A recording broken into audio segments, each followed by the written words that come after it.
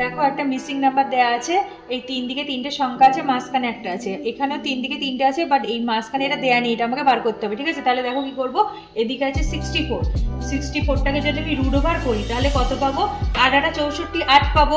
তারপরে 49, 49কে যদি root over করি তাহলে কত পাবো, 7 পাবো। তারপরে কত দেখো 36 আছে, 36কে যদি রুট ওভার করি তাহলে কত পাবো, 6 6 পাবো।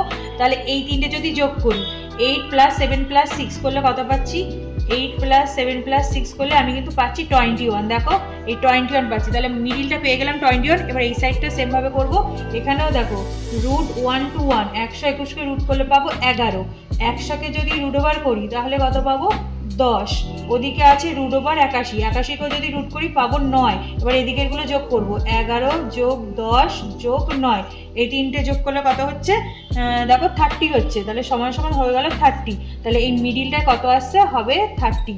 দেখো option B 30 is the right answer.